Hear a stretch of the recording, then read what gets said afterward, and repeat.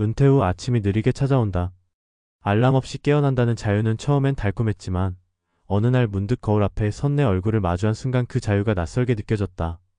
주름이 깊어진 건 익숙했지만 눈빛이 흐려졌다는 사실은 낯설었다. 분명 나인데 내가 아닌 것 같은 기분. 퇴직 후 시간이 흐르면서 내가 나를 점점 모르겠다는 생각이 들었다.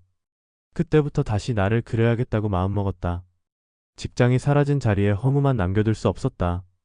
나는 누구인가라는 물음이 어색하지 않게 다가오는 나이가 되어 있었고 그 질문에 조용히 답하는 시간을 시작해야 했다.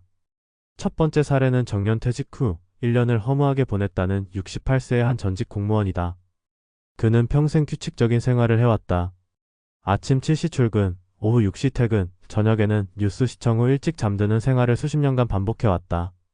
하지만 퇴직 후 어느 날 그는 거울 앞에서 문득 멈춰섰다.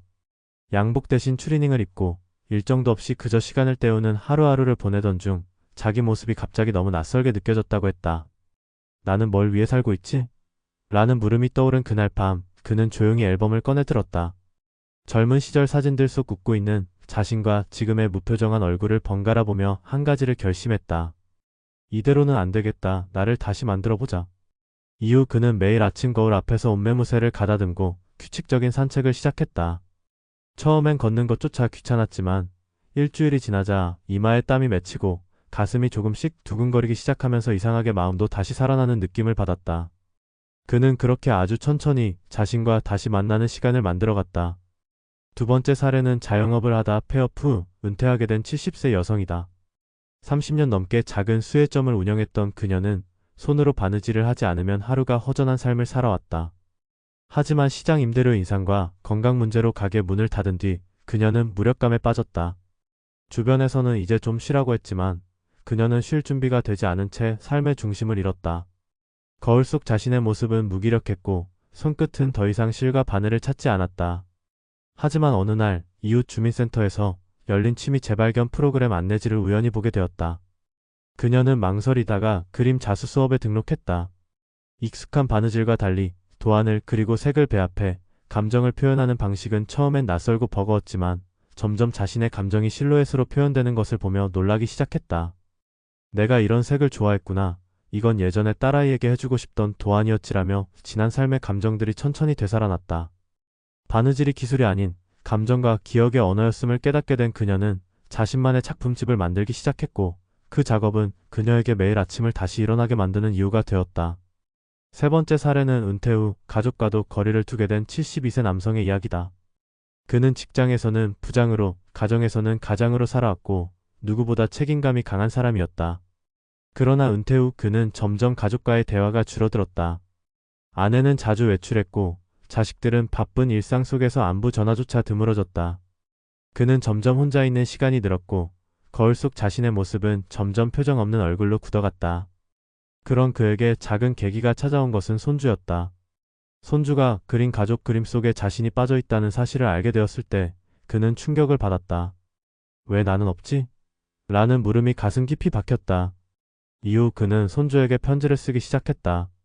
아직 글씨를 잘 모르는 손주였지만 그는 매주 손편지를 보내며 자신의 어린 시절 이야기, 젊은 시절의 실수, 가족을 위한 선택들을 담담하게 적어 내려갔다. 손주가 답장을 보내기 시작했고 그 편지들 속에서 그는 다시 자신을 찾기 시작했다. 누구에게도 말하지 못했던 감정들이 그를 통해 표현되었고 가족이라는 거울 속에서 자신이 다시 보이기 시작했다. 은퇴 후 거울 속 자신의 모습이 낯설어지는 경험은 결코 예외적이지 않다. 우리는 대부분 직업과 역할로 자신을 규정하며 살아왔고 그것이 사라졌을 때 나는 누구인가라는 물음은 공허하게 다가온다. 하지만 그 물음은 다시 나를 바라볼 수 있는 귀한 기회가 되기도 한다. 어떤 이는 산책이라는 아주 단순한 행위로, 어떤 이는 천의의 색시를 얻는 작업으로, 또 어떤 이는 손주에게 보내는 짧은 편지로 스스로를 다시 그리고 있었다. 중요한 것은 다시 그리기를 시작하려는 의지다. 낯선 거울 속 나를 인정하고 그 위에 새로운 색을 덧입히는 과정은 결코 가볍지 않지만 분명 의미 있는 길이다. 우리는 평생 누군가의 아버지로, 어머니로, 직원으로 살아왔지만 이제는 내 이름으로 살아갈 시간이다. 그 시간을 살아가기 위해 나를 다시 그리는 일은 우리가 스스로에게 줄 수 있는 가장 따뜻한 선물인지도 모른다. 은퇴 후 삶에서 마주하게 되는 정체성의 혼란은 단순한 심리적 부작용이 아니다. 이는 우리가 수십 년간 사회적으로 부여받은 역할, 타인의 시선 속에서 형성된 나라는 존재가 사라지는 경험을 의미한다. 직장이라는 무대에서의 역할, 가족 안에서의 책임감, 사회 속에서의 위상은 우리의 정체성을 설명하는 주요한 요소였고, 그 축이 사라진 자리에는 불확실성과 허무감이 뒤따른다. 이런 심리적 공백은 외면보다 내면의 붕괴로 이어질 가능성이 크며, 특히 중장년층과 고령자에게는 우울감과 자기소외를 유발할 수 있다. 중요한 것은 이 혼란을 비정상적인 것으로 간주하거나 회피하지 않고 자연스러운 전환의 과정으로 받아들이는 태도다. 그 과정에서 가장 우선되어야 할 것은 자기인식의 재정립이다. 퇴직 전까지는 타인의 필요와 외부 기준에 맞춰 반응하고 판단했던 삶이었다면 이제는 자기 내면의 소리에 귀를 기울여야 한다. 실제로 심리학에서는 이러한 시기를 자기 동일성, 재구성의 시기로 본다. 일과 가족 중심의 역할 정체성이 약화되면서 개인은 자신이 진정으로 원하는 삶의 가치와 의미를 새롭게 정립할 수 있는 기회를 갖게 되는 것이다.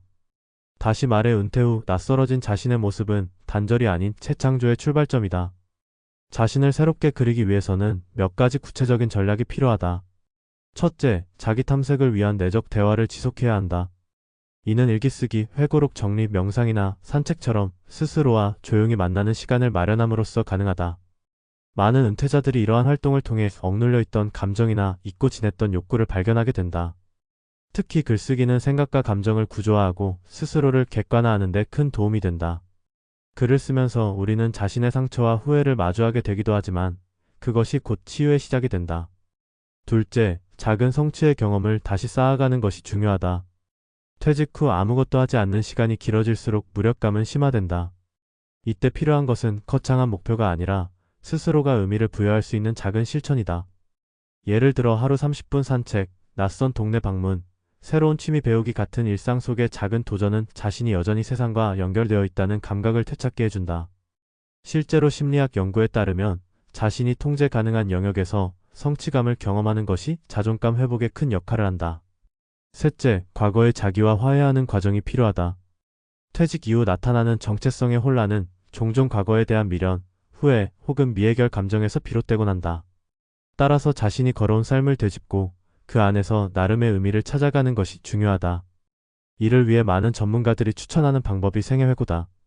생애회고는 특정 시기의 사진, 물건, 혹은 사람들과의 기억을 통해 자신이 살아온 궤적을 되돌아보는 작업으로 인한 단순한 기억 소환이 아니라 과거의 나와 현재의 나를 연결하는 감정적 다리 역할을 한다.